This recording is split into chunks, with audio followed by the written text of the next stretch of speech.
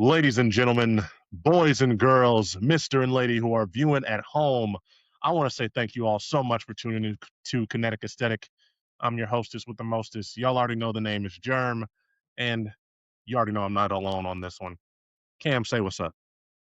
What's up, y'all? Happy Monday or Tuesday if you're in a different part of the world. Yep, yep. Today is Tuesday when we are going to be releasing this, so I hope y'all are having a good start to your day. And y'all already know what's on the agenda. We're going to continue our go through of the NFL's divisions. This week, we have the NFC and AFC South. This is a AKA the very, Meg Thee Stallion divisions. yes, yes, you already know, hot girl shit. But on some That's not serious what I notes, you were much kinder than I was. but on a serious note, I'm very intrigued to go over this division, talk about some of these teams because this isn't a very sexy division on either side of the conference, but No, it's sexy 'cause you know why? There's a whole lot of ass. there is you know what? That's clever. That's clever as hell, Cam. I got to give you that because I didn't even think where you were going with that. I But was like, you went way kinder than I was when you okay, okay. But starting off, we're going to be talking about the AFC, and I wanted to lead off with the AFC South. And the team in question that I want to talk about is a team that they started off very hot last year, and then things tapered off very, very heavily. A lot of that has to do with injuries. A lot of that has to do with them probably just, being very big overachievers. The team I'm talking about is the Indianapolis Colts. Now, going into this next season, they haven't really, I can't think of them making too many big moves over this offseason. They re signed Jonathan Taylor very recently, gave him a new contract, so that's really well and good. Sure up didn't they that reach off. out Michael Pittman? I think Yeah, okay, okay. And Michael Pittman. But the big story that I wanted to lead off with and talk about when it comes to this team is Anthony Richardson. He requested a trade this offseason. He was not granted one. They told him, you can come back, you can compete for the job. They drafted this man fourth overall a couple of years ago, so they invested capital in him. They knew that if they're going to try to wait out their investment. Reports are coming out this man is not even is going to be third string if he even makes the team. Like I've already seen reports that they're looking to trade him, if not cut him by the end of camp. Cam, how do we get here? How do we go from this guy coming in, drafted fourth overall at Florida, having all the tools, and then you just end up here and a lot of the hype. And well, oh no, go please finish. Go ahead. last thing I'll say, because I don't want to make it seem like I really believed all the hype myself. I definitely remember even people who were Florida fans were like, "What the hell are y'all doing drafting him this early?" And so I do want to get after we talk about just the initial reaction, just how crazy it is at the NFL. Because I don't want to blame just him. I think this is a indictment on the NFL and the way they do things with the way this man's careers went. But Cam, I'm gonna let you talk because I'll yap. Okay, three things here. Okay. One, for context, people say like, "Oh, Anthony Richards is young. He's early in his career." He was drafted with Bryce Young, C.J. Stroud, Bijan Robinson, Jalen Carter, Jahmyr Gibbs, Christian Gonzalez, Zay Flowers, and a host of other people that we know and have gotten deals in the league. Some of them this year. So like he's not so early in his career that we haven't seen people taper off. Like he's having a unfortunate Josh Rosen kind of arc to his career thus far, and I hate that for him. But to your comment about you don't want to put this a lot on him, and this is an indictment on the way the NFL does things. Well, actually, I'm going to back up. My second thing is context. I don't know why they took him this high. Anthony Richardson was always going to be not always. We knew that Anthony It was Richardson was going always a to project. be a project, a bit more of a project. Because I think at a certain point, you don't get drafted first round. You don't get drafted first or second round as a quarterback in the NFL and be a full on project, no matter what anybody thinks. Like that's just not people don't invest that many that big of a resource into just pure projects. regardless of what people think you've heard about Josh Allen or Lamar Jackson or Anthony Richardson. No one really drafts a full on project in round one. It just doesn't happen unless you just have generational ups. And if you have generational upside, you probably aren't a full project. So put that over here. Like we knew Anthony Richardson had some room to grow. which is There, why it was sort of a surprising pick when it happened. hmm I would also like to say that I agree that this is a bit of an indictment on the NFL does things because we're seeing something very similar happen with Fernando Mendoza, where people are saying, "Well, he's going to start, right?" Fernando Mendoza start. I'm like, he shouldn't start.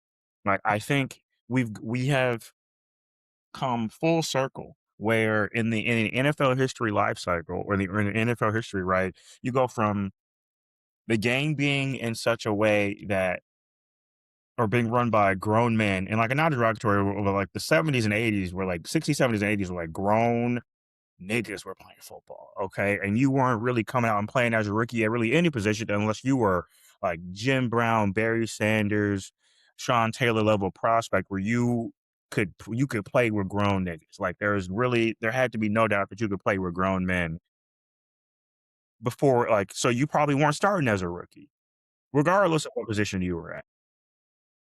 Then we hit a point where similarly to the NBA, niggas, you weren't getting drafted to the league in high school unless you were really one of them ones and you could prove it. Then a transition happened where people started more rookies, and some rookies had success. Some rookies ruined it for all other rookies. Because right, once you see like CJ Stroud success, for example, or Jaden Daniels success, for example, or Lamar Jackson's like success his full season as a starter, right? You start seeing like, oh, if this guy could do it in year 1.5, couldn't everybody else? And the answer is no. The answer is no. Like, that is not you're talking like I'm thinking about like CJ Stroud, Jane Daniels, Lamar Jackson, and Dak Prescott is one of that's more like his year two. Um Joe Burrow, right? A collection of quarterbacks in the past like 5 to 6 years that had absolutely like Joe Burrow took his team to the Super Bowl first year he was healthy. So I guess technically rookie, right? Lamar Even Joe Jackson Burrow, no, no, wait, but just sorry to piggyback. Even Joe Burrow in his rookie year, before he had that injury, he was already like, okay, this guy's special. He's uh-huh. different. Uh-huh. So it So yeah, was so well already, with Joe Burrow. Oh, go ahead. No, sorry, go ahead. and I want to let you continue. But what I'll say is that, especially at the quarterback position, when you talk about positions where you need to be able to play with grown ass men, grown niggas, the quarterback is the most like it's just it's an unwritten requirement that you have to be able to not only be able to play, take hits from these grown men, but be able to have the maturity, be able to have the moxie to lead them, to be able to inspire them to be better. And I hate that he went through what he went through his rookie year. I hate that we had the moments of him pulling himself out of the game and having to have other players on that team questioning him for stuff like that. But that was and again, I'm not trying to excuse him to a certain degree because that's another one of those things that you got to know just as a football player, as a warrior. And I hate to like I don't know I ain't played it, so I'm not trying to make it sound like overly like I know what I'm talking about, but you shouldn't be going through that. You shouldn't have to have that happen. But what else are you expecting when you're drafting a kid who's a project player who and he was such an obvious project. He was such an obvious he needs seasoning. He needs to be sat down. He needs to be getting the Fernando Mendoza treatment right now, He needs a and good vet. with a good vet. And they didn't give that to him. They just threw him out into the fire. They left him out to dry. And when Well, he not a bad started O-line, but O-line that wasn't set up for what he did well, but sorry. outside of Quentin Nelson, it wasn't that damn great. It wasn't extraordinary. And It so, wasn't enough for Jonathan Taylor to run for Daniel 2,000 yards behind you. So, like, like, we can't do and I get it, there's some O-lines that are better at run blocking than pass blocking, but, like, we can't do the whole O-line good enough to run for Jonathan Taylor to go crazy in a bad O-line. Like, there's a middle ground there, I admit. There's some nuance, but, like, we can't do this.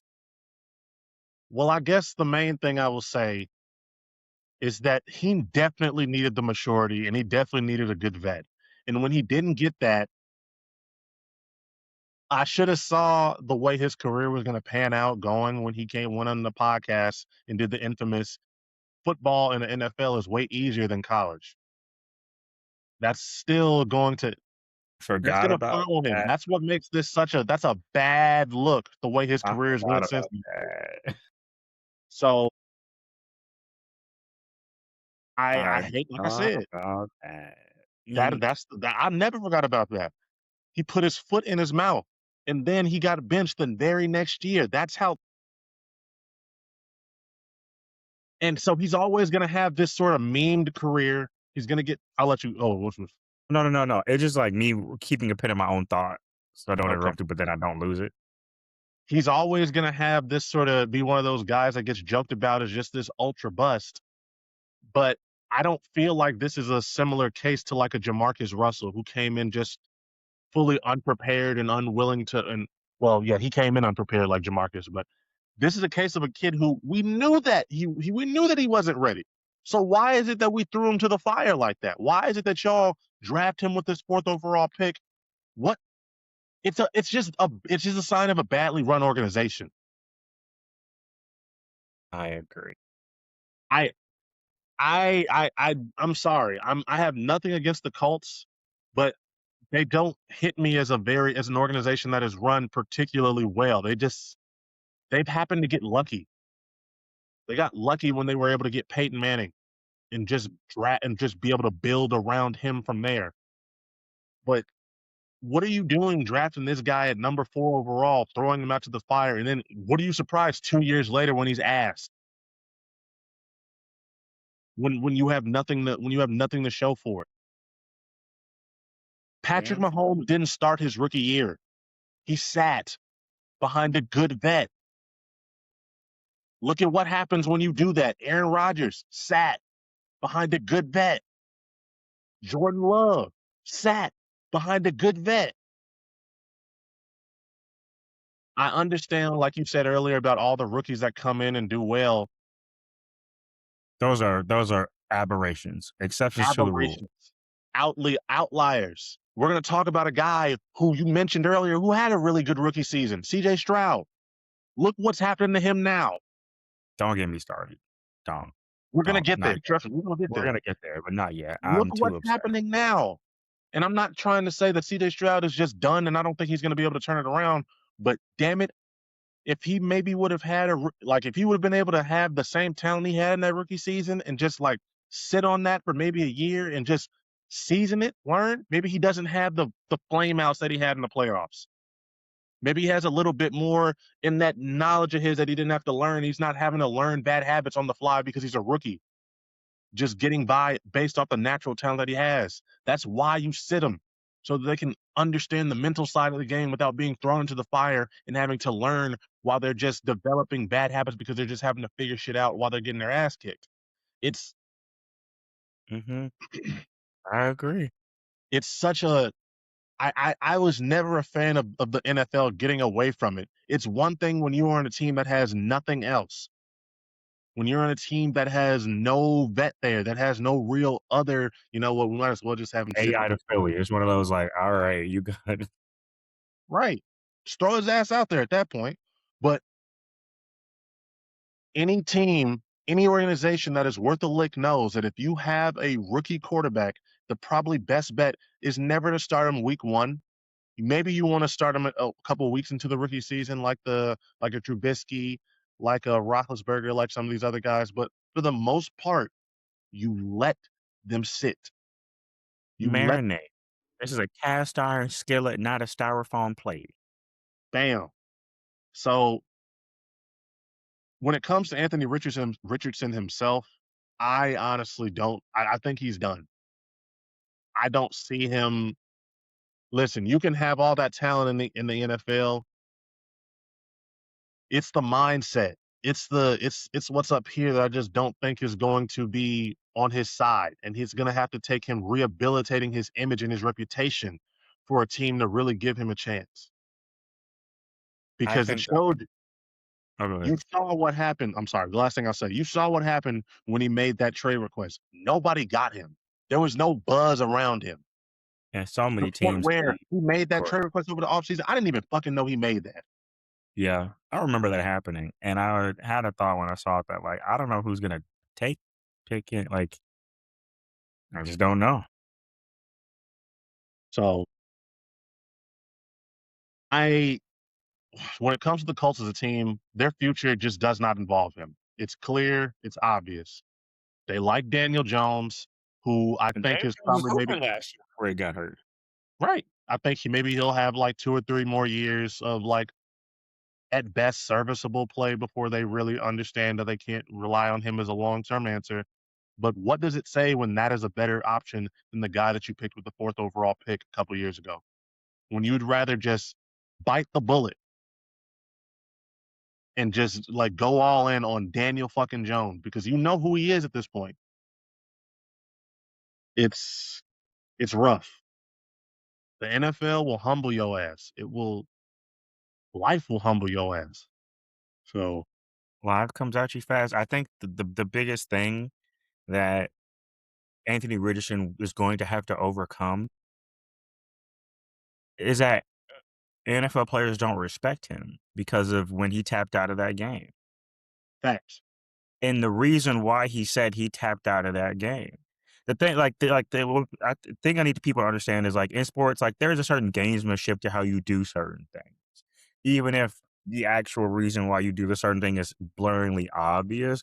The gamesmanship does in fact matter. The veneer is meaningful. He tapped out of that game. He said he was tired. Now, I'm not saying he couldn't be. If you ever seen an NFL play, it goes very fast. You have to be willing to do a lot of things very quickly, and there's a lot of strain in your body, regardless of how well conditioned you are. If you watch an NFL game, you've seen the player get tired before. Like Yeah. you've seen him like However, there are a variety of ways and things you can do to maintain the respect of your peers while also saying you need some time to rest. You could be like, not that I can I can't even say condolences. Hey, if you trying to get how you live, like, hey, can a trainer come look at my ankle real fast? Right. Oh, uh, let's run these run plays instead of these play action plays. Let's run this bootleg. Let's do this screen. There are ways as a quarterback you can communicate that you may need a blow without doing this on a sideline, right? Without tapping out. And right. something that I remember, and I was getting sidetracked, but to get back to the point, something that I remember thinking about when I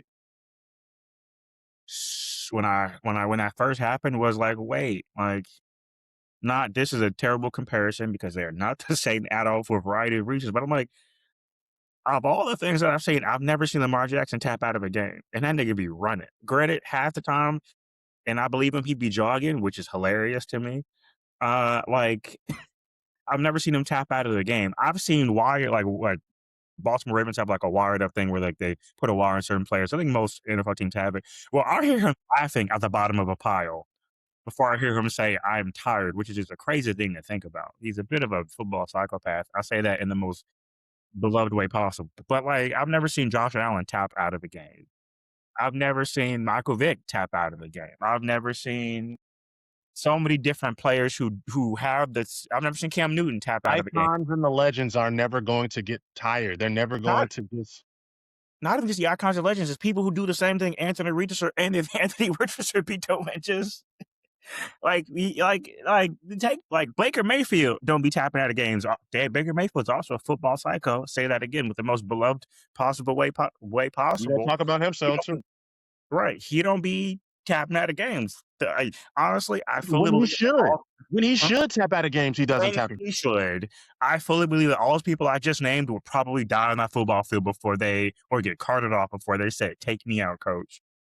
And that is the issue with Anthony Richardson. It's like it's honestly a testament to the talent that he was born with, to that God-given talent, that he was able to take that, have the mindset that he clearly has when it comes to the game, and get this far. Because in the NFL, the way it's preached, the way it appears to be, the way you just see the guys that really even are just the lower run guys, they have to want it. They have to have that desire. They have to have that work ethic. like you said, it was the damning thing was when they said he was the last person in and the first one out. You can't like that's just as a leader, that's terrible for optics. I don't It's care if you ain't do terrible. it, fake it. I don't care. Put a put a put a PSP behind your playbook and you sit there. Like I don't like I care, but at a certain point you have to understand. And I think this is something that maybe wasn't. This is a college thing, and I'm going to put on my college football cape here for a second. College college football, especially at quarterback and other positions, teaches you a variety of soft skills as a requirement, I believe, if you have a good coach. Yeah.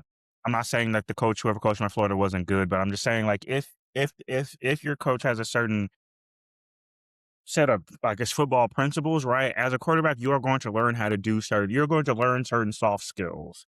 Yeah, of course, you're going to learn how to read a defense. Yeah, you're going to learn how to make moves at the line of scrimmage in a pro style offense. Yeah, you're going to learn those hard skills as a football player. But as a soft skills, as a quarterback, especially and as a leader, your college coach is supposed to teach you certain things.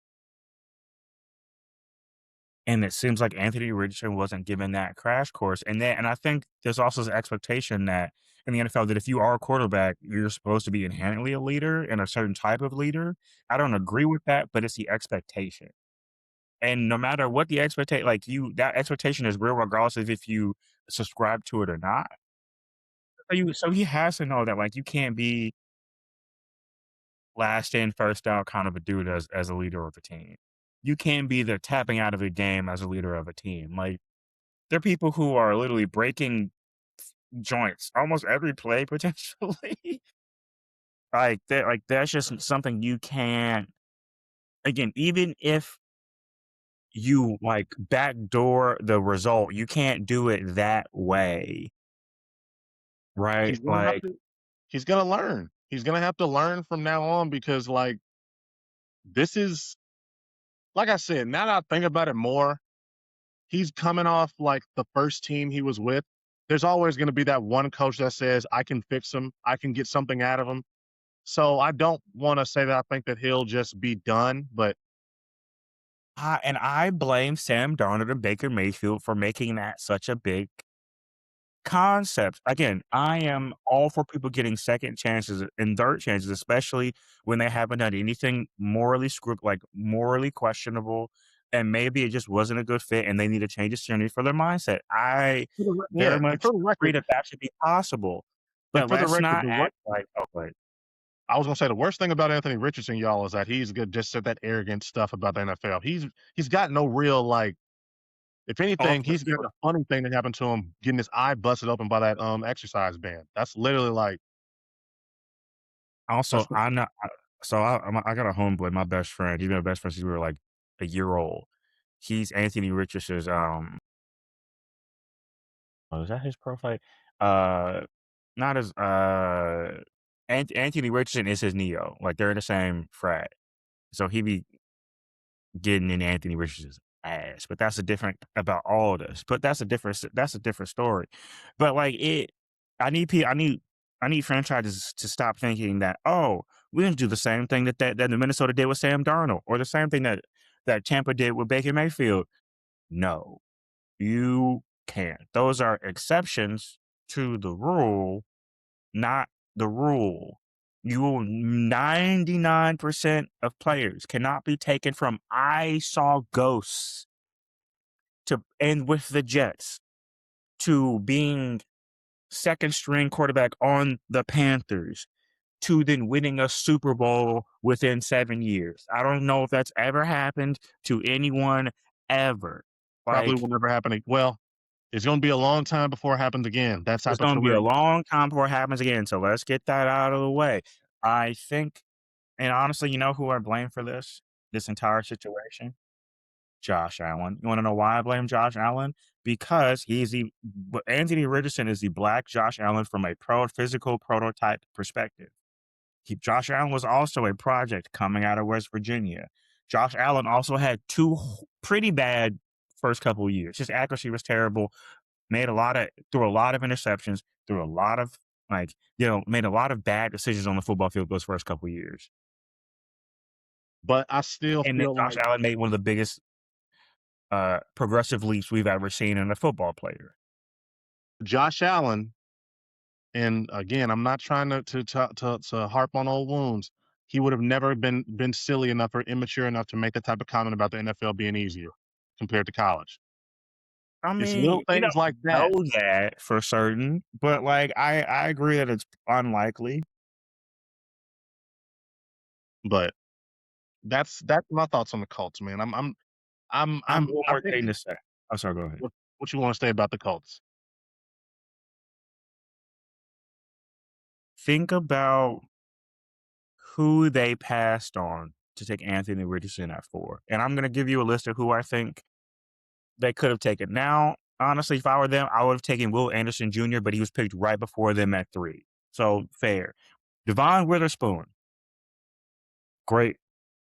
Potentially all pro cornerback. Bijan Robinson was taken at 8. Jalen Carter was taken at 9. Jahmyr Gibbs taken at 12. Christian Gonzalez taken at 17. Good running back in this class.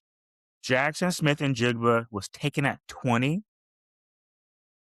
Zay Flowers taken at 23. Jordan Addison taken at 24. Dalton Kincaid taken at 26. So like it's That's not a like this wasted was pick. a draft that was bereft of talent. That was a wasted pick. You could have gotten any matter of offensive or defensive weapon. And Do you remember? now you wasted a draft pick. You've wasted 2 years of potential development. Do you remember And Tony now, Mandarich, the hmm? offensive lineman that got drafted by the Packers, who was like big and on steroids? Who you talking about? It was the 1982 or 84 draft class, I believe. And this was a very legendary draft class. Hold on one second. I want to search this up. The reason I bring it up is because there was so much talent in that draft class, especially in that top 10. And then you just remember this motherfucker is the albatross. It was the 1989 draft, I should say. Let me read off some of these. At it. Yeah, yeah. Troy Aikman, Barry Sanders, Derek Thomas, Deion Sanders, Deion Sanders, Tim Tony Worley Mandarich, coming back. Tony fucking Mandarich. With the list of names that are on that list just after him. Steve Atwater. What a dog. What an absolute dog. Oh my god. Yeah. With the list of names that are after him. And I haven't even thought about the people who are before him. He is well on his way to being the Tony Mandarich of his No, draft class. he was number 2. Tony Manning was number 2, showing one person was before him, which is absolutely insane. That's even But worse. I'm so glad the Packers didn't get Barry Sanders. I would be so pissed seeing Packers highlights all throughout my life watching Barry Sanders play. That I hate what the Lions did to Barry Sanders, but I'm glad he didn't go to the Packers. Agree. But I think overall the Colts they'll probably not bottom out this year, but I just don't see them actually being too competitive with some of the other teams in the division, as we're going to get into. I think that Daniel Jones, the luster will wear off now, especially coming back from an injury. I'm not expecting them to be too good, but I don't expect them to be the worst team. Actually, they might be the worst team in the division this year because, as we'll talk about with Tennessee, they might surprise some people or actually get a little bit better. And Question. since Oh, go ahead. Did you want to finish up on Indianapolis? Say anything last I thing? was gonna say, well, where do you think Anthony, if they do trade him, where do you think he goes? Like, who do you think like He's not getting traded. tries something for No him? one's trading for him. No one's trading for him. I'll be shocked. Now, who signs him? That's a hard question to answer. I'm trying to think of who would be able to use him. Who could really come up with some packages that would be able to make use of this guy? The Colts might not win a game. Who They could might be an they might win 2. They might win 2 because they start off playing the Ravens, then they go Ravens, Chiefs, Texans, Commanders, Steelers, Titans, Vikings, Jaguars, Cowboys, Dolphins, potentially a win, potentially. Then they play the Texans and the Giants, and they get a bye, but then they get the Eagles, Titans, Bengals, Browns, Jaguars. That's rough. That's rough. You're either facing a generational quarterback, a generational defense, or a team that does some weird shit. So that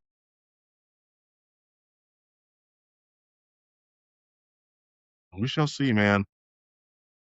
But moving on, maybe the Jets take him. Who knows? that's a good idea. That actually might be a real good idea. But moving on, let's talk about Tennessee now. Going into Cam Ward's second year, the first year he didn't have much around him. It was a prime example of a guy just like we talked about earlier, sort of being thrown to the fire. But the difference is Cam Ward is like we talked about with some of those other guys. He might not. Well, it remains to be seen if he's going to be able to put it all together. But he's got the foundation to be able to at least like sustain himself and not look too lost. I'm impressed with the poise he showed more than Mhm. anything last year. And coming into this year with Carnell Tate, number 4, And I'm Calvin Ridley. Calvin Ridley. So you've got a potential number 1. You've got who I think in Calvin Ridley is a definite bona fide number 2, if anything else. So I I just I just don't think they're like Tony Pollard is their RB1. So like I don't know if the like and he may hoop. He may ball. I'm not counting him out, but I don't know if he's gonna ball enough to make that running game worth respecting. So we're gonna see a lot of if Cam Ward can really do it when people are like, okay, you're gonna throw the ball. Let's see what you can do with it. And he has the talent. He has all the physical tools. He impressed me, like, seriously, he showed me enough to where I wouldn't be shocked if he doesn't make a giant leap, but definitely shows that he belongs as the starter for him long term. I think the real question is gonna come down to what's on that defense? What's on that defense? Who's gonna be able are they really gonna be able to make something happen?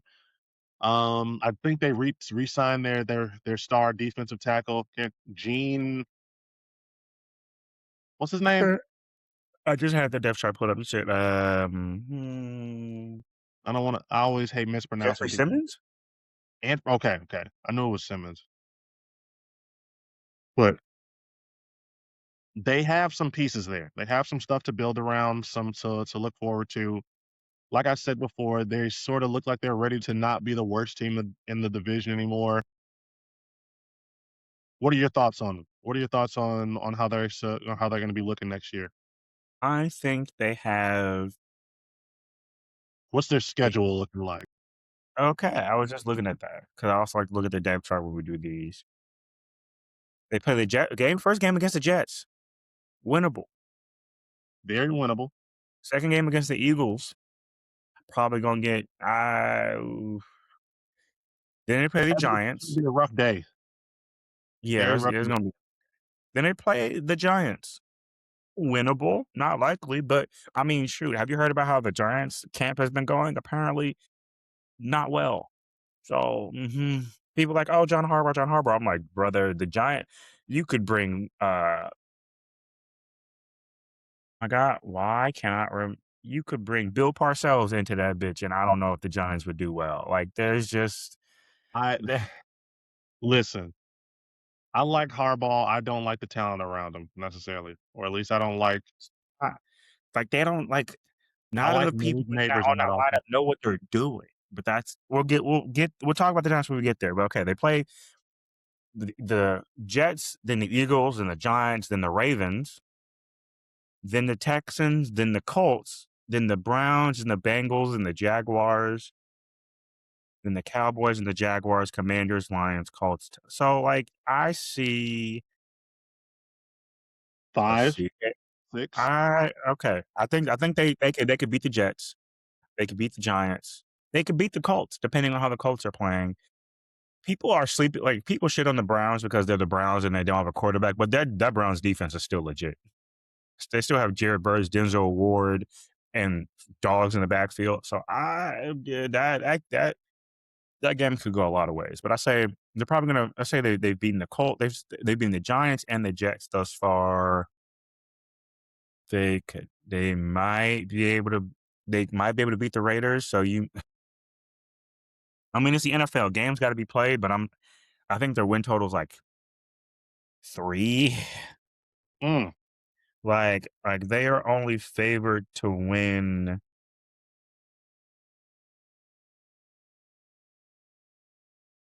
They're only favored to win 2 games, and not really favorites, but damn near even, according to. I would be shocked if they win that little amount of games, to be honest with you. I think for me, they hit me as the team that has the potential to upset some teams, you know? That's They might not be yeah. favored to win, but they can do just enough to come out of there with a W. So that's why I am not as down on them as like a 2-win team. I don't think they're not gonna be like Arizona or anything like. Whoever Yeah, did we Arizona's did schedule Arizona. hates Still on them. y'all last from last week. I'm not done yet. Like whoever made their schedule hates them. Like I don't hates them, but okay. That's the rough part. But But okay. up next, I wanna talk about the the Houston Texans. It's time. It's time. So we have a legendary defense that really did not do anything to make themselves worse. It will be the best defense in the NFL. You Yeah, book it. yeah. That's Yeah, my let's take. just say I hope I ain't even gonna sugarcoat it. The best defense in NFL. The only question in this motherfucker on this team, because they've got receivers that I like, and Nico Collins, Tank Dell still needs to come back, but I think he can, and at very least be a quality number 2. Um, who's David their running Montgomery back? as their running back. David Montgomery. Coming off an injury, but like I So think he'll be good. I'm I not. think he will be good for them too. I'm still a big fan of him. The only question that is going to remain is if CJ Stroud can somehow overcome the yips and remember who the fuck he is and get his head out of his ass. And I've been asking him a lot hopefully, after the last thing we saw from him. hopefully him cutting his dreads and not make him lose the rest of the talent that he had in his body, because that's the question, man. Another dude who had too much dip on his chip after year 1. I'm still on your ass, CJ. I still remember, you're gonna be great in this league, bro. You're gonna be great in this league, bro. No, I'm not. Hold on. You're gonna be great. I'm like, yeah. You need to let that go. I tell you I'm what, not letting shit go. you need to let I'm that not go. letting shit go, nigga. Here's the thing. He Who's beat on the cover of Madden right now, nigga? That's what I ask you, CJ. Who's on the cover, nigga? Who? let's not You act had to like cut your hair. You had to cut your hair to let's get some of that aura back, nigga. let it No. woosah. Been waiting I've been waiting a long time. This nigga gave me so much ammunition for 2 weeks straight. Nigga, you had one job. Don't turn the ball over. Stay the fuck out the way and let the defense do what they do. You couldn't do it. Honestly, if he had just kept it to 3 turnovers, they still could have won that game. Nigga, you were Instead, able to have 2. You just had to have a party and throw like 5 or 6. yeah, honestly, they could have won with him having 3 Drake turnovers. May was begging you to just like let the defense win in that playoff game, and you just couldn't do it. Defense said, "Give us less than 3 turnovers and give us 12 points. We can win you any game on the planet." And he was Nigga like, was so bad the week "What?" before that he almost let a washed Aaron Rodgers get past them. Yeah. Here's one of those. I have 2 things about that. Like You were CJ ass. Stroud had that great season, but he played a washed Joe Flacco in the playoffs that year. Like Joe Flacco threw 2 pick sixes in the same game. So like they said, "Oh, he won a playoff game." I'm like, yeah, and then Lamar Jackson put belt to ass the very next game. Now, I'm not saying CJ Stroud is not a good quarterback. I'm just saying, I don't know what happened to CJ Stroud in that last playoff game. I genuinely don't. I have never like the only It's time I've that seen a one. quarterback every time, and the only time I've seen a quarterback flatline that hard was Justin Herbert, aka If Man. So I don't want that for CJ. I really don't. But he needs to get his shit together because he is literally wasting a like we use the term generational too much in as we talk about sports. We just do. We like to overhype things. But this defense is legitimately generational. Like there just watch if you just watch the film from this defense for the last season, just watch particular plays and just see how many Houston Texans you see fly from off your screen to on your screen to where the ball is.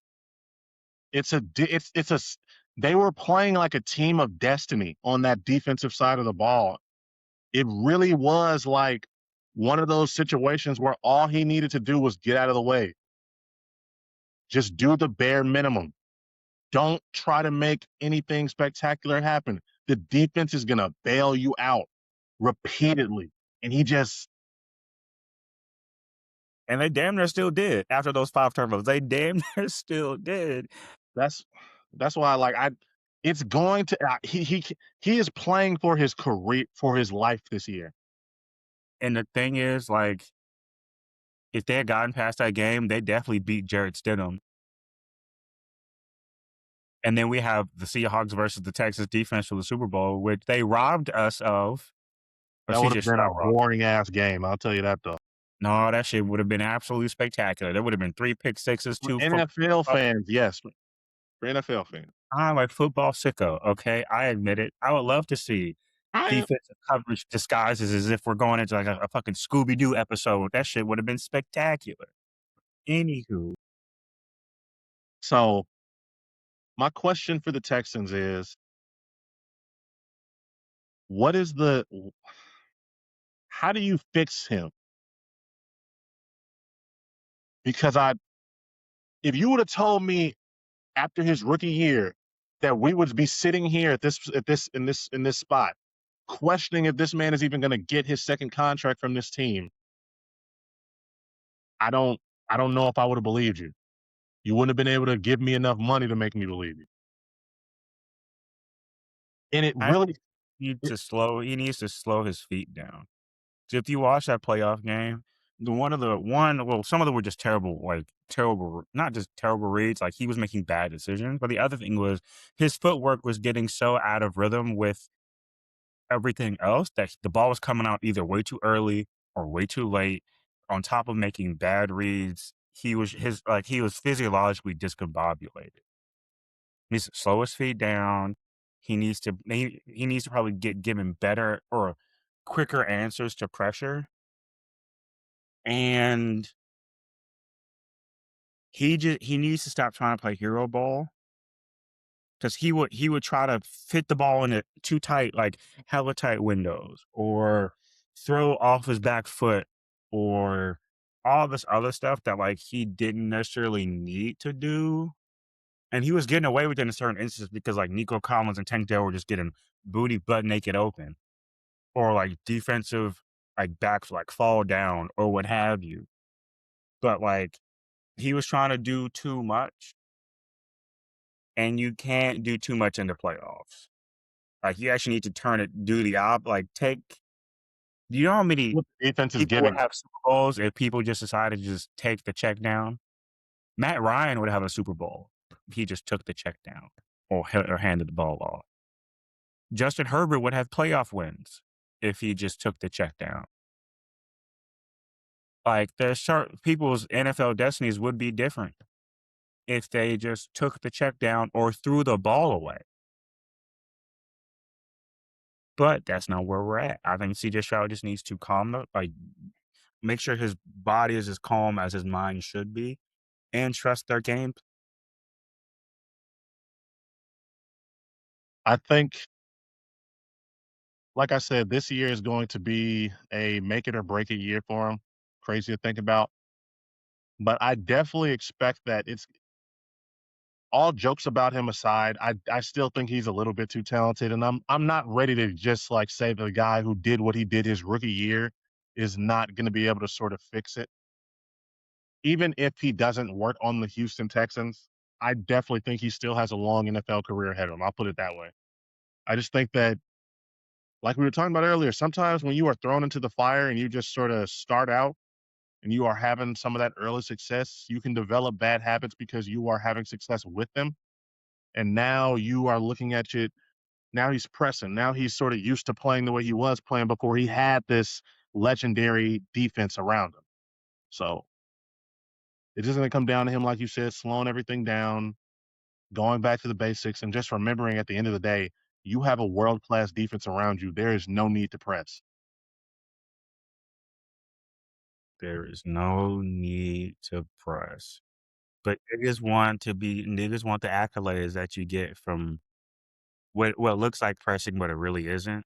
Like, if you look at Matthew Stafford, Patrick Mahomes, Josh Allen, Lamar Jackson, Joe Burrow, shit they do looks like it's pressing, and sometimes it is, I ain't gonna lie to you, sometimes it is, but a lot of times it's them doing within their power things that the scheme allows them to do, and just the scheme that CJ Stroud has isn't built for that, but he's trying to, like, make something out of nothing when there are it's like your parents telling you that you got McDonald's at home, but you didn't take money out your piggy bank to go down the street to go get McDonald's, but the McDonald's is closed. Like, it's just not there. It's just not there, and that's okay. That's fine. McDonald's at home can be good enough. Right. Now, the last team that we are going to be talking about for the AFC South is Duval. Duval. We're talking about one of my more favorite quarterbacks in the league. We're talking about Trevor Lawrence. He's a guy Yeah, more last year. safe. Last year, I told motherfuckers this was going to be Trevor's year. Trevor is not going to like, motherfuckers was ready to give up on him. They were thinking that Trevor Lawrence was like going to be done after that year in Jacksonville. And lo and behold, they make the playoffs. He starts playing hot even after they lost, not Travis Etienne, but Travis Hunter.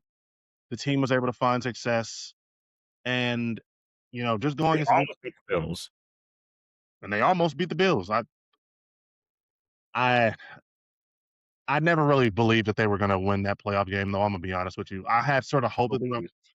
I saw how they play in the last half of that season. I was like, it's possible. Like, we've seen the Bills lose worse games. They hit me as a young enough team to where they were going to have that sort of letdown, but it's because they're a young enough team that already has had that letdown that I think this year is going to be the year that they sort of establish themselves. And I like what they have going on defense. I like what they have going on offense. I think Trevor is not. This isn't just that wasn't an aberration for him last year, sort of getting that hot. I think he finally was able to get healthy, get some momentum because you look back at the year he was having before he hurt his ankle a couple years ago. He was playing really good. They were 6-2. They were in a nice spot in the AFC.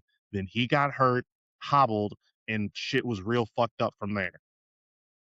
So Yeah. now that we have healthy Trevor Lawrence, you've got Travis Hunter coming back. They got the wide receiver next with Travis Hunter. I can't think of his name.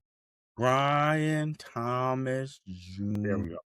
Ryan Thomas Jr. to go along with that. So I like what they have going on offense. I like what they have going on defense.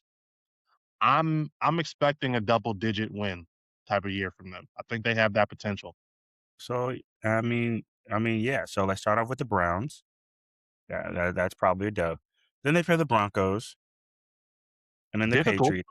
They've won. They beat Denver in Denver last year. They've Yep. already Broncos, Patriots, Bengals, Eagles, Texans, Colts. So a break, but then they play the Ravens, and they play the Titans, Giants, Titans. Then they play the Bears, Steelers, Texans, Cowboys, Commanders, and then the Colts. So double digits, possibly. They're gonna have to beat some good teams, which they can do. at most I could see it being 11 with that type of schedule, but I was That's interesting. I was interested. I was saying when I first made my prediction, I was thinking along the lines of 10, if not then 9, but a definite winning record. I would say I'd Oh put them yeah, in they're the pocket probably for not a gonna be very. winning everything for sure. I mean, I think they're losing to the Bengals. I just don't think their defense can keep up. Probably gonna lose to the Eagles and the Texans. Both those defenses are all world, so that's 3. Losing to the Ravens, so that's 4. So that puts him at 12, 13 and 4. Probably gonna lose to the Bears, 12 and 5. Again, probably gonna lose to the Texans. That puts him 11 and 6. They might split with the Texans now. That's you gotta give people a little more credit when it's a division game. Not when you have demons on defense. Demons. Demons. It was some years when Seattle, With even a when they had the bad least. offensive line, demons. Okay, That's don't like if there were a variety of like, because it's don't not be just shocked like if they one of have. these divisional teams beats them. Yes, I do agree. The divisional games usually split when the teams are normal on both sides of the ball. This is the reason why I say like Bengals games are always a toss up because our offense is historically good. If Texas Joe Burrow's defense healthy, if Joe Burrow's healthy. historically good. Like there's just certain sides of the ball for certain teams that drastically change the outcome the majority of the time. I think the Houston Texans defense is one of those sides of the ball. That's just my view. Am I biased? Probably, but like I'm going to have to watch Trevor Lawrence in 2026 beat or put a good game up against this Texas defense before I believe he can split a game with the Texans defense. I respect that opinion. That's just my view of that particular thing at this moment. I've seen that Texans defense work absolute miracles. So like is it possible he can beat them? Yes. Do I think it's likely? I say it's like I give him a 25% chance. Okay, that's respectable. So moving on. Now I want to take a look at the NFC South. This is The Meg the Stallion division. yes, but this is also the division that I do think is sort of it might have the potential to be the worst division. This could be another one of those years where you see a team win with like a not even a 9-8 record, maybe a 8-9 or something like that. And I'm first starting off with the Tampa Bay Buccaneers because what's going on over here, man? You've got Baker already having set to repeat what he did in Cleveland, which is Baker Mayfield. Stop playing on contract years without a deal in place. You need to stop doing this. I don't know why you don't listen to your agent. You've already got I fucked over by this once time. Like, just stop. This is one of those situations where I'm gonna side with the player for 2 reasons. One, consistency. Baker Mayfield is who he is, and he is not changing. He has been like this, and Tampa Bay signed him knowing who Baker Mayfield was. He's consistent. 2, as a starting quarterback in the NFL who has taken his team to the playoffs and won playoff games, he is, in some cases, I would say, based on previous salary negotiations of other players, entitled to a certain contract number. Now, do I think he's worth $60 million a year towards the cap, especially? No. But do I think he deserves the right to ask for it? Yeah. Yes. That's like whether or not someone's going to give that to him is a market thing. However, I do believe he should ask for it because when you start having starting NFL quarterbacks who won playoff games asking for less money, that it becomes a reverse trickle down effect. I think that You can take a team friendly deal and defer the money out if you want to, but like, don't take less. Not in this sport, not with this CBA. Absolutely not. I just don't really see how this ends well with him, especially considering I don't necessarily think that Tampa Bay is a team that looks like they're gonna be world beaters. I'm sad Mike Evans left, but that's a different story. If he gets hurt again, like what happened in Cleveland, then you fuck up your chances at getting that number that you want, and you end up with nothing, and you get fucked over. That's why I don't want him to do it, but since it appears that's what he's gonna do, I just hope that he is able to ball out this year. You know, Mike Evans isn't there anymore, but you still got Chris Godwin. Mhm, mhm. Um, Excuse me. I Bucky don't know Irvin is what they still have there. to. Bucky Irvin's a good back. They've got, like I said, they've got a wide receiver there. Just try to have the best Emeka look. Egbuka, ooh, baller. He's came on strong as a rookie, but I don't know if I expect him to really take a leap. I think he will. Maybe that's personal bias that I want him to do well, but I think he will. Okay. But other than Uh, that, Vita they've also Vea asking for a trade is Chicago, go get him. But I'd be interested to see where he goes. Can you imagine if he went to the Texans? they don't need him. They don't need him. Yeah, and But if they Rams are, didn't need Myles Garrett, so here we are. it just feels like the Tampa Bay is doing a little bit of a fire sale right now. Like they are sort of trying to sell. I don't understand why, especially when it felt like they were a team that maybe not was like a top tier contender, but They can make some doesn't noise potentially. right. They can make noise. So I'm interested to see what the philosophy is. I definitely think that this is probably this is Baker's last year having to wait this Yeah. long for the contract. Yeah, yeah, Well, then what if he goes to Indy and then Anthony Richards goes to Tampa? there's something. I wouldn't. I did. It would be something for him to do,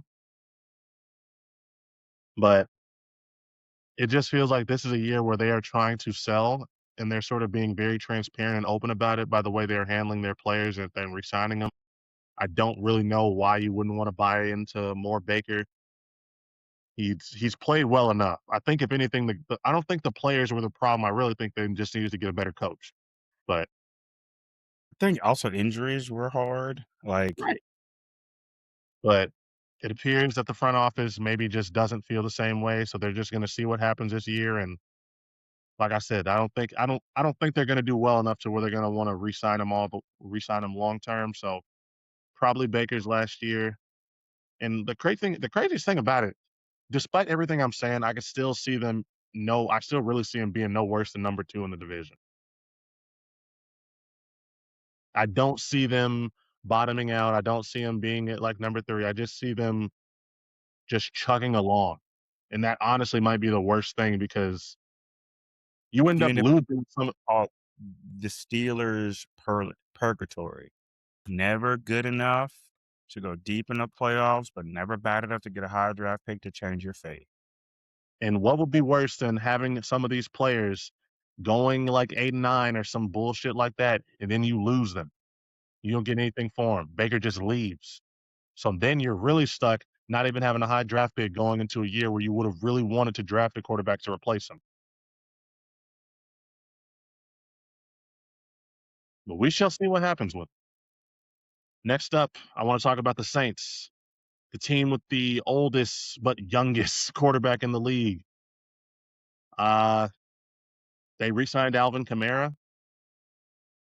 I mean, I've heard a lot of good things about Tyler Shuck, which I Yeah, still yeah. believe that that's how you pronounce that man's name, but that's how I've heard everybody pronounce it thus far. I just don't believe that English works that way. But like, I still feel like they're still doing the whole cap thing of trying to roll the ball down the hill, so I just don't really see them being competitive at all. I mean, Feels like that Chris Olave is hooping. Travis Etienne be hooping. Tyler Shuck, which I heard is a good quarterback. Zach Wilson is on this team, which is so intriguing to me. Um, they have Chase Young. I don't even know their schedule, but I'm gonna make a prediction they're not gonna win it more than like 6 games. Let's see. Let's check to see what their schedule I just is. don't. This is the Saints are one of those organizations that just they seems like they're sort of stuck in that purgatory of not them being mediocre, of them just being bad. So they start out playing the Lions, then they play the Ravens and the Lost, Raiders, lost. Falcons, Vikings, Giants, Steelers, Browns, Panthers, Bears, Bengals, Packers, Panthers. They play the Cardinals. I That's gonna think be a suck off. That's gonna they're be a probably they're probably gonna split with the Falcons, so that's at least 2 wins. Um, They honestly, the Giants is a big wild card in everybody's schedule. Probably going to beat the Raiders unless Max Crosby goes ape shit.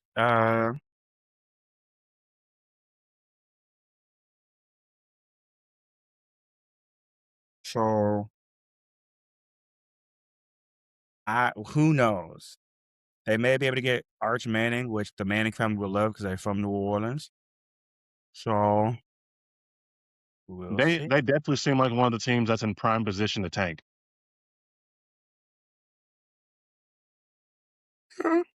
But speaking of other teams that are in that position, it is now time that we talk about the Falcons. I don't think the Falcons are tanking.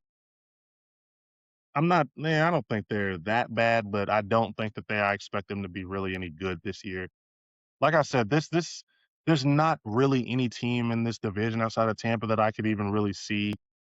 Panthers have a chance to be very good or at least much significantly improved in this upcoming season. You have Bryce Young, who was going crazy last year, almost beat the Rams in that playoff game. Let's not act like we didn't see that with our own two eyes. We thought that was going to be an absolute walk in the park for LA, and it was not. I'll say it like this. I think they have potential to do well to and I'm talking about the Panthers now, to come out and have a nice season, maybe get a 9 win, but I just don't see any team in that division having that type of talent that's gonna be able to really put them over the top. The Panthers are one of those teams that are Put them over the top what'd you say? in context. Because obviously, we're not talking about Super Bowl within these teams. I don't see them being a double-digit win team. Like, I just don't see any double-digit win teams in this division. I can see the Panthers being one of those teams that go on streak, that are streaky or hot and cold. Win 2 games, lose 3, win like 3 games straight, lose their next 2, that type of vibe.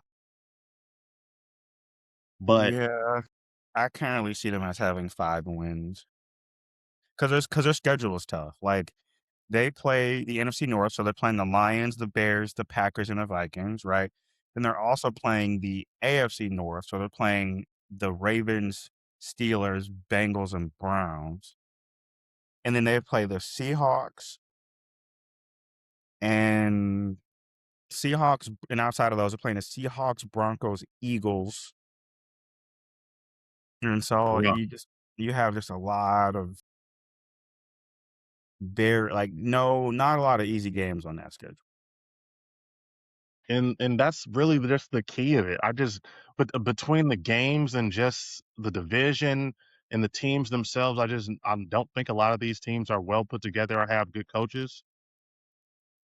I'm just not really high on any of these teams, especially any of them being one of those 11 or 12 win real contender in the conference type of teams.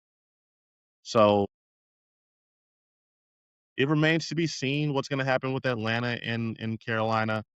Like I said, um, I'm sort of starting to respect Bryce Young a little bit more. I think that he has the potential to be nice. What was you gonna say? I'm gonna start calling Bryce Young Rice just because I find that mixture hilarious. But the question actually I have is, who do you think actually starts for Atlanta, Tua or Michael Penix Jr.? It doesn't fucking matter. Like That's not what you've that's got not two injury you've got 2 injury prone quarterbacks. We're gonna see both of them at some point in the season. you still have not answered the question. Who starts week 1 for the Atlanta Falcons? Penix. Penix. I Mm. don't know why you would want to. I'm sorry if I'm a coach. Tua is a great backup, but just his injury history, I don't want him starting for me. To be fair, I think the Atlanta Falcons O-line is better than the Dolphins O-line. And honestly, with Penix injury prone, wouldn't you want to see how much burn you can get out Tua before he inevitably gets injured, so to give Penix enough time to recover?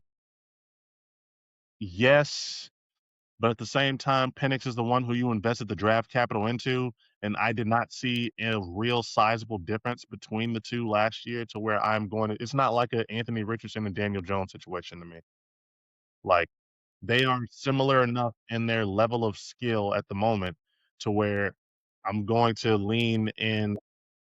At the moment, okay, that's fair. That I don't qualifier. yeah, no, Tua has shown higher peaks, but where we at right now, he's not close. He's not that much better than Michael Penix to where you just gotta start him. I'm surprised he hasn't retired yet. I'm gonna be very honest with you. He is His father beat him as a child when he didn't do well in the football field. This shit is ingrained into him. He is Mhm. a football psycho the way you talked about. He would probably choose to die on the field, like, horrifying the world, fencing like this and shit before he gives that was inappropriate. I shouldn't have done that. That Before was he a little far, brother, my brother in Christ. But I I'm understand sorry, I'm sorry. you are trying Well, to make. I'm sorry. I'm sorry, y'all. That was too far. That was too far. But I understand you were trying. he's definitely the type that would probably choose to die on the field before he, like, gives Or up or or retires early. gives the game up. That's fair. Right. It's just like these head injuries, bro, ain't none to play with. Like you break your leg too many times, and you just can't walk right, but you can still walk. That's one thing. Terrible, but that's still different than you having permanent. And they've started permanent brain damage, and they've started finding CTE in people who have only played a few years of high school or college football, let alone multiple years of NFL football having multiple documented concussions. I completely agree with you. I think it's crazy and insane, but if you have that type of relationship with the sport, it can almost be just impossible to give up. It can be So just horrifying the death to give it up as it is to keep going. I understand this. so I hope things work out for Tua, I do. whatever that means. Hope he stays He injury free. Yeah, I just Honestly, hope he's injury free. if he plays like the whole season and not injured, I don't care if he threw 30 picks. I would love that for him, to be I honest. would too. There's been too many scary moments on the football field with him for me, so I just want him to be able to have a season and not have to deal with that. But if I have to pick anybody in that division, the top 2 teams I'm gonna say are gonna be Tampa and Atlanta again. Actually, no, not Atlanta. Tampa and, Carolina, I'm Carolina. sorry. Yeah, but I say Atlanta, the person you just got done shitting on both their quarterbacks. I was I'm like, Bryce sorry. Young, he was like, what do I have to do around here to get some respect? But I think that this is gonna be another year of those guys just battling to the end. Maybe it'll be another one of those, like, 8 and 9 type of years, but I think that we'll get a division winner with a winning record this year. Okay, without a winning record or with a winning record? With a winning record. Oh, that's gonna be interesting to see. One of those teams will probably just go on one good streak that'll make sure that they just go positive. Yeah. That's the AFC and the NFC South, man. A lot of storylines there, a lot of things to watch. You're Also, right. Like, I was actually surprised I was doing my research into just how many, like, the players that are just on the chopping block, all the shit going on, looking at who's gonna be able to bounce back after the disappointing ends. Looking at you, CJ. We're looking at you.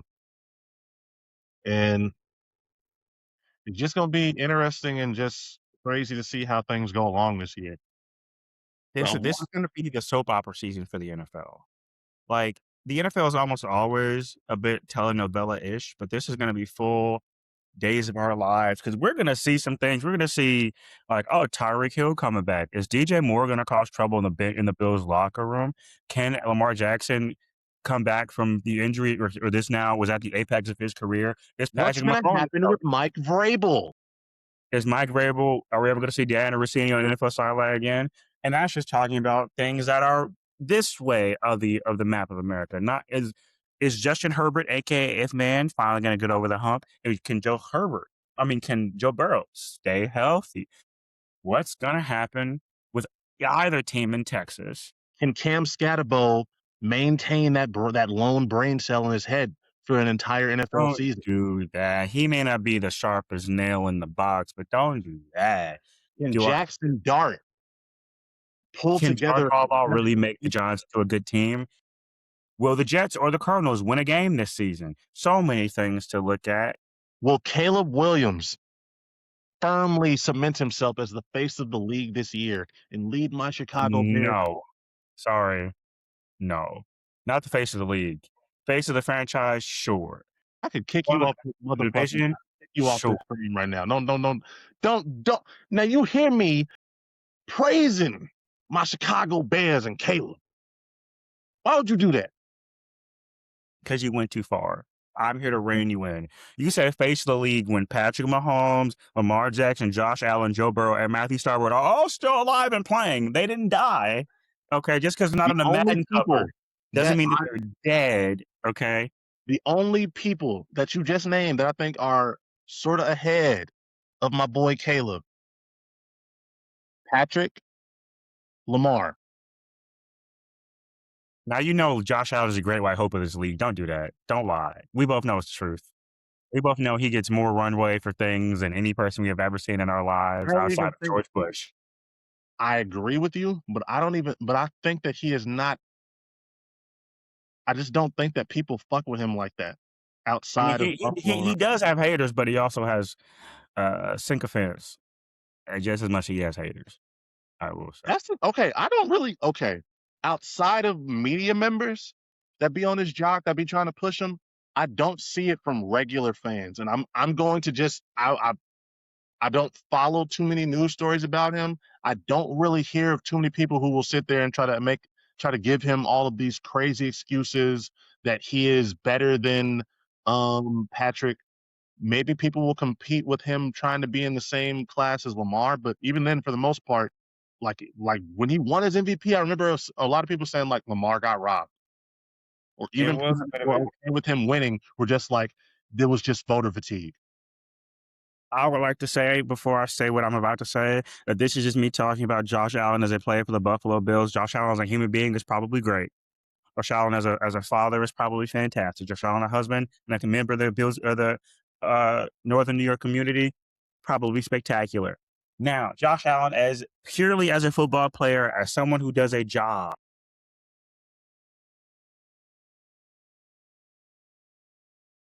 people got his dick so far down their throat, I could smell it from here. Like it's insane. Like, and there's some things I saw where like some people were now.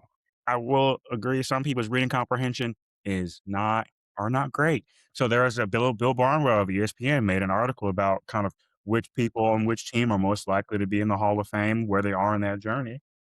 And there's something he said in that article about Josh Allen being probably a potential lock for the Hall of Fame and potentially on the All-Decade team. People read this to mean as though Bill Barnwell was saying that Josh Allen he would vote for Josh Allen to be an All-Decade team. People were incorrect in their reading comprehension because that's not what Bill Barnwell was saying. But let's assume that Bill Barnwell was saying that he would pick Josh Allen for the All-Decade team. Making that assumption. I hate Patrick Mahomes as a member of Patrick Mahomes as a human being, community member, person, father, husband, spectacular. Have nothing but respect and admiration for him in those realms. Him as a quarterback of the Kansas City Chiefs, I don't know if I've ever hated a football player more in my life outside of every member of the Green Bay Packers. Real. But all of that to say, there is no way on God's green earth that Josh Allen is ahead of Patrick Mahomes in anything in which accolades are a No, metric. nothing. Absolutely nothing. There is no way on God's green earth, on Al Gore and Beyonce's internet, that Josh Allen would be the quarterback of the All-Decade team unless Patrick Mahomes had died and was ineligible. Like, there's no, like, I don't. We watched this man win multiple Super Bowls, right? Dragging teams that had no business being in the Super Bowl to Super Bowl victories, right? Like we all painfully me watched this happen, right? Like we can't Think that let's not do this. it's like you said. I think some of it is the Great White Hope, which is crazy because I think Patrick definitely like damn he does. I don't want to say nothing to disparage him or even sound like I'm disparaging him to make my point. But you would think that if anybody would be able to sort of get that pass that has some melanin, it would be Patrick Mahomes based off of everything about him. But It's just a part of the issue with a lot of this stuff sometimes. There's a lot of these narratives that people will have that have these subconscious motivations or underlying factors that I don't even know if they realize. Because there's no way I just nearly busted my ass on I this know. chair. I wasn't gonna say nothing because I was like, "Oh, But there's no way that you can sort of look at those two and make any real comparison. And I've only really seen like one person that be on TV do it. I don't really see it like that too much on the internet like you do, but I am not usually privy to a lot of Josh Allen and Lamar Jackson debates or discussions. well, like I admit it Mm. because I'm a Lamar Jackson fan. So like they be beefing 12 months out of the year, in season, off season, mid season. Like it's kind of insane. It's the battle for Uh, number two. hmm? It's the battle It's for number it's two. it's like a Trae Young, Luka Doncic situation. Like they're gonna forever be tied to each other from a narrative standpoint. I just like, and again, I don't want to take anything away from Josh Allen. He has made leaps and bounds as a quarterback that we have never seen before in this generation in terms of like his accuracy, his ability, and all that jazz. But this nigga has won one thing, one singular MVP. No All Pros. No, he hasn't been to a Super Bowl. He's gone to a few championship games. Oh, He hasn't done enough to really be put up in that pedestal with honestly either of them. But I already told you how I felt about it. So the only person like I wouldn't I wouldn't like this either, but if this was about Joe Burrow, despite we're treating that Super Bowl appearance like it's a 2008 Celtics championship. Like so many things are being derived from this. But like if it was Joe Burrow, after seeing what he did at LSU, winning the Heisman, going to Super Bowl like a year or two afterwards and all that, and we were giving him that level of dick riding, I would be like, hmm. I wouldn't agree with it either, but I could somewhat understand because, like, the main thing with Joe Burrow is his health, not his ability or what I right. see on the field. Like, to be fair, he once threw for 5,000 yards, didn't make the playoffs, which is granted, your defense can only be so bad. I'm sorry, nigga. You throw for 5,000 yards, you miss the playoffs. It's a team game. I do admit, one person cannot win a game individually, but if one person cannot win a game individually, we have to start categorizing if we're gonna weigh individual accolades over team accomplishments. If Super Bowls are team accomplishment, I don't really give a fuck about what anybody says. Super Bowl wins are not quarterback wins. That's not how this works. If Super Bowl wins are quarterback wins, Peyton Manning and Tom Brady would have the same amount of Super Bowls. Randall Cunningham would have multiple Super Bowls, right? Like there are certain players that have way more Super Bowls than others. If Super Bowl wins were quarterback wins, no, they are team stats, team accolades. MVPs, All Pros, individual accolades. Pro Bowls, which I don't really count as really anything anymore, individual accolades. But if we're gonna group these with these, first of all, Patrick beats every nigga in this generation outside of Tom Brady. Let's just be very honest with ourselves. As much as I hate to say it, it's the truth. But I damn for sure know that it's the thing that be throwing me is like, what did do? Great White Hope number two. Well, Matthew Stafford just got left by the wayside for Josh. Like Matthew Stafford has been hooping his whole career in Detroit and in LA. Man threw a no look pass in a Super Bowl. Man almost went to a second Super Bowl. Man won an MVP at damn near 40 years old. Like, why is he not the person we're propping up in this argument? Mm. He just won MVP. Fuck Josh Allen's DEI MVP 2 years ago. Matthew Stafford should be the person that we're saying, oh no, you're putting him too high. This, that, and the other. Like, what are Because Matthew Stafford is like you said, 39, and people are holding his age against him, even if they necessarily shouldn't. And I think at the end of the day, what it's really going to come down to is that this is people trying to compare the contemporaries. Pat, Lamar, and Josh Allen, plus and Joe, all came into the league relatively around the same time. So they're always going to be linked, especially after what all four of them have done. When it comes down to it for me, I've always thought that it's Patrick. Joe and Lamar are basically tied for number 2 to me, and then Josh Allen was number 3. And I still feel that to this day. I think if Joe Burrow can stay healthy for 17 games like he did the one year and have a defense that was like 20th, not even 15, 20th, he'd have already won an MVP by now. Or maybe. Yeah. So it's we already know what the tax is on Lamar, and when it comes to, and I guess even to a lesser extent, Patrick, we The already same know that. tax we see for Jalen Hurts. Yep. Quarterbacking So while black.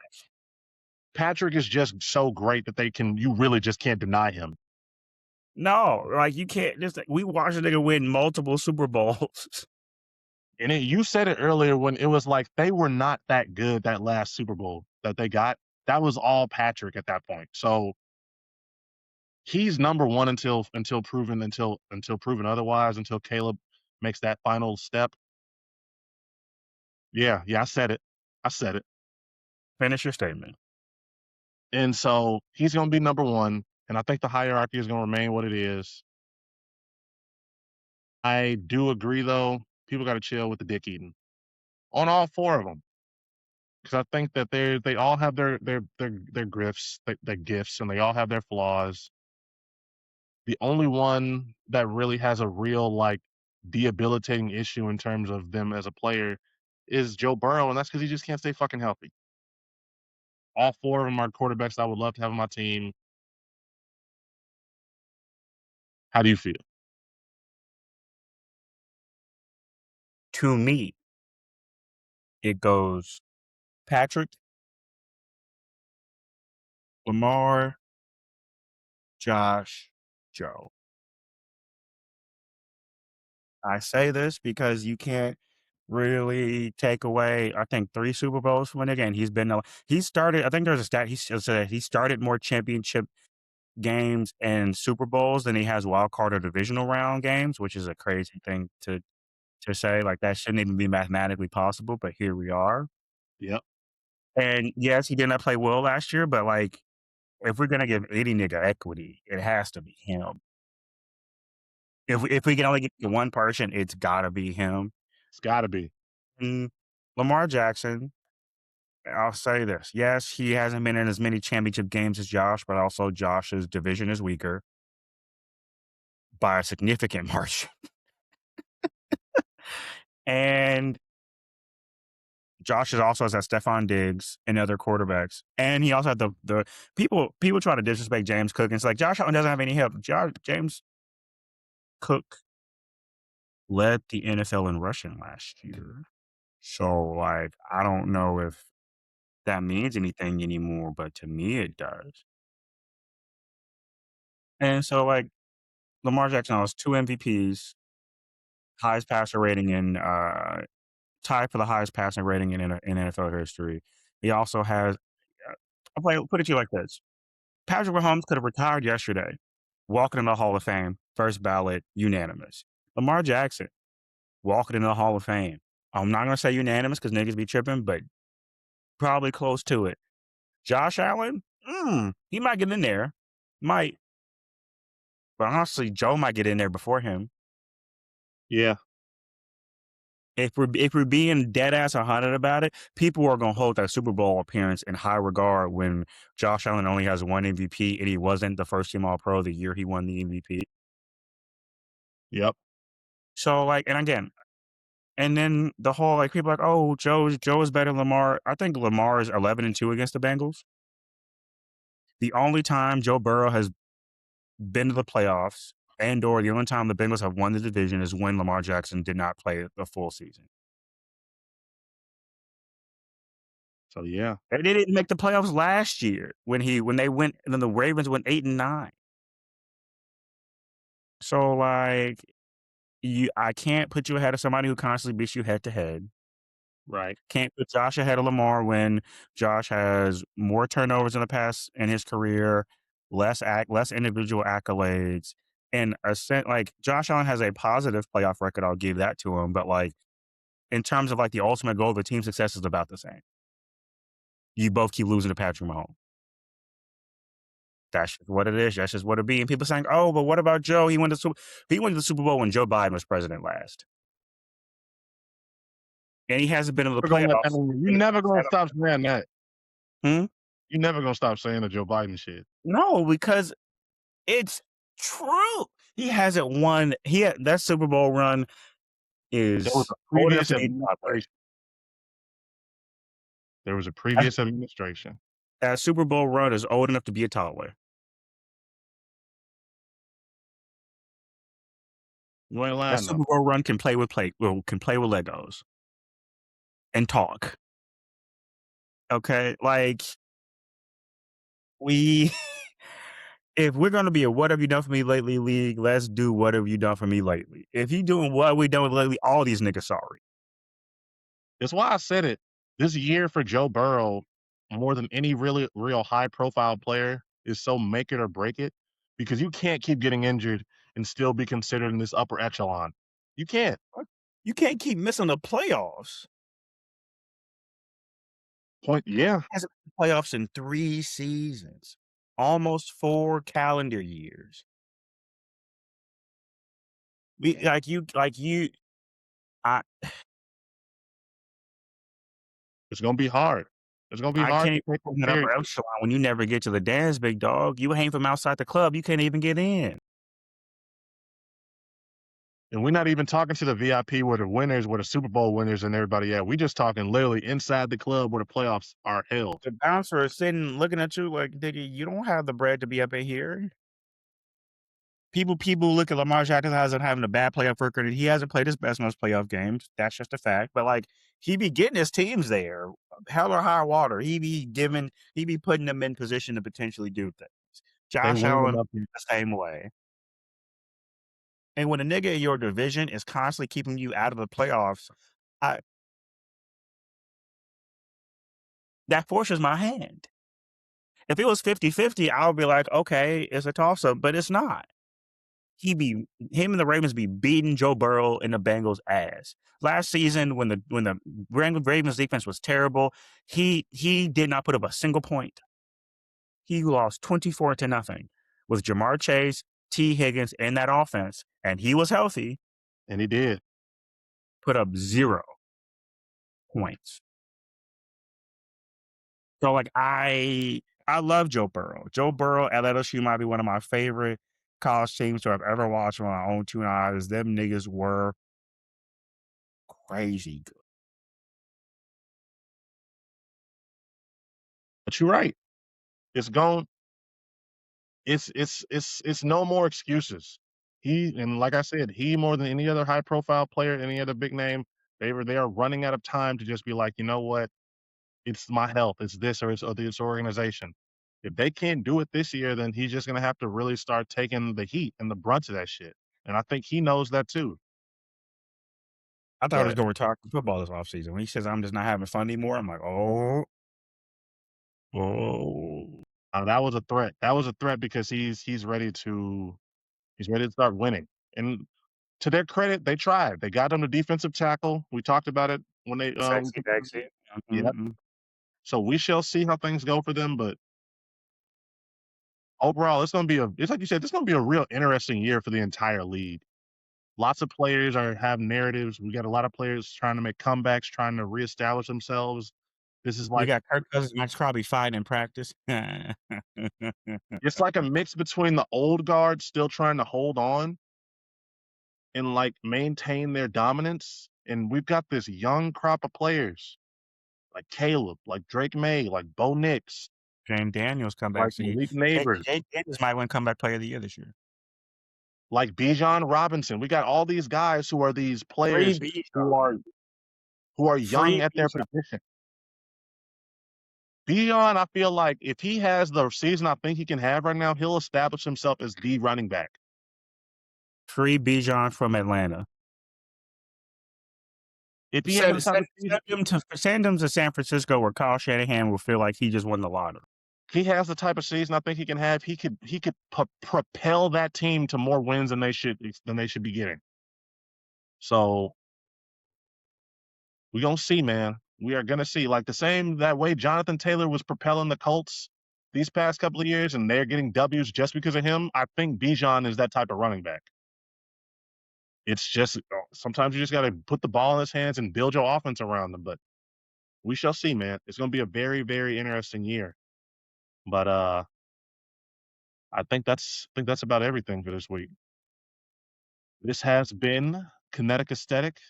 We had a lot of fun. Wait, one more thing. Sorry, this is not football related. Uh, Tell like we us, Cam. talked about before, the Women's Professional Baseball League has kicked off. Shout out to Janae Benitez. I think she has been she's batting 14 of 17 right now with multiple home runs, like a 2 point something OPS. Like she is putting up dumb, stupid Tony Gwynn like numbers in women's baseball, and we not gonna act like that's not impressive as hell. I don't care what you say. You can say, "Oh, it's women's, oh, it's baseball." You try to hit a 70-mile-per-hour ball, a 70-mile-per-hour ball that's thrown at your face, and then you can talk to me about what's impressive and what's not. And you try to do it 14 and 17 times. Suck my dick. I don't care. Shout out to the Women's Professional Baseball League. Just want to throw that out there. Shout out to them. Thank you for bringing that up, Cam. Because you know what, I gotta get into that. I'm starting to get into so many more sports. Women's baseball would be a good one to sort of start to dip my toes in. And But honestly, their uniforms are fire. Quite good. we, we love a good uniform on the ladies when we're playing the game, man. But with everything being said, this has been your boy Germ. This is your guy Cam. Kinetic Aesthetic has had a great time talking to y'all. I cannot wait for next week because finally we get the AFC and we get the NFC North. It is my time to talk about my Bears. Just know it's going to be a 2-hour episode because we're going to spend an hour of just of just praising this great, glorious franchise and then Pray for ragging me, on them y'all. getting the fucking stadium deal done already. I'm Pray still for mad me, at the y'all. niggas of Illinois. Pray for But me, y'all. It's gonna be a long day. It's gonna be a long episode. he gonna have a good time, y'all. He gonna have a good time. He be trying to act like he not a Chicago person, but he a shots. He a Chi-Town nigga. He love the Bears too. Pray for me, y'all. Make sure you like, follow, subscribe. Make sure you hype the video if it's on if it's on YouTube. But whatever you do one of those things so that you can boost us up in the algorithm, whether it be on Spotify, whether it be on YouTube, whether it be whatever we're distributed on, because it helps us grow and it helps us become better. Other than that, this has been your boy Cam. Cam, say any last words for him? Stay hydrated. Stay safe. Condolences to people out there in Spokane dealing with those wildfires. And you know what? Tell people in your life that you love them. Life is short. And this has been your boy Germ. And all I want to do is take the last little moment to tell y'all I love y'all. Like Cam said, make sure you stay hydrated, drink water. Seriously, especially that drinking water stuff, because yes, in Washington, I have never really had this type of encounters with wildfires, especially this year, just noticing just how different it is when that haze and shit hits. But that shit is real, y'all. So drink water and everything else, and just make sure you stay healthy and do all the other stuff, because life is crazy, life is wild. But when times get rough, sports talk holds you down. This has been your boy Germ and your boy Cam. We're out of here, and y'all have a beautiful rest of y'all night. Peace.